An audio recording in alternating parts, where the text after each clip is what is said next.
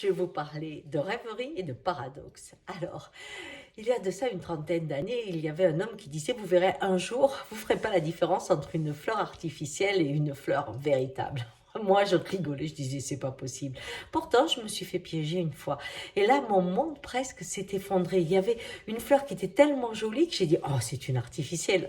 Et non, c'était une vraie, mon Dieu. Et je me souviens de mon étonnement, mais je crois que si on prolonge le futur, eh bien, où c'est qu'on va?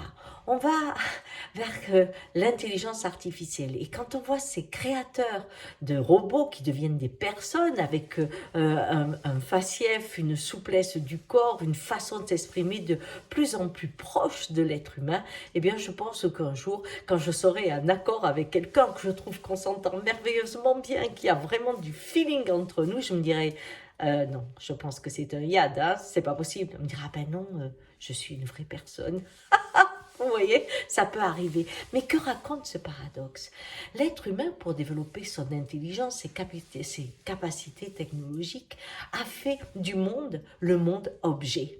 Hein, on se sert de tout. La nature, on coupe les bois, on se sert des terres, on se sert de l'eau. Les êtres humains sont des objets qu'on déplace là, qu'on met à la guerre là. Tout est devenu objet. Tout, tout ce que l'on voit est que valeur marchande.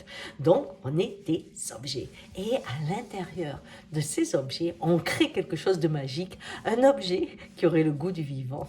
Alors, quand on aura créé ce robot, on dira, waouh, regarde, ça, c'est un être vivant. On dirait ça. C'est fou quand même. Vous ne trouvez pas que nous avons mis le monde dans la matière pour pouvoir essayer de créer le vivant, alors que on est déjà ces fameux iades remplis du vivant. C'est arrivé, on est déjà là. Et quand je vois ça, ça me rappelle quelque chose qui m'est arrivé, je crois à partir il y a 2 3 ans. Je me promenais dans la forêt, je regardais les gens, j'écoutais, je faisais mes groupes. Mais je ne voyais pas. Un jour, je ne sais pas comment cela arrivé, j'ai vu. Et quand je me promène dans la forêt, quand je vis les choses, cela n'a plus rien à voir. Je vois la beauté du monde dans son intensité de vie. Et cela change tout.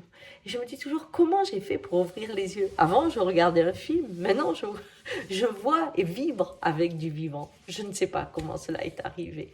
Ce que je sais, c'est que des fois, on fait une grande route pour arriver au point du départ où on avait déjà tout. Allez,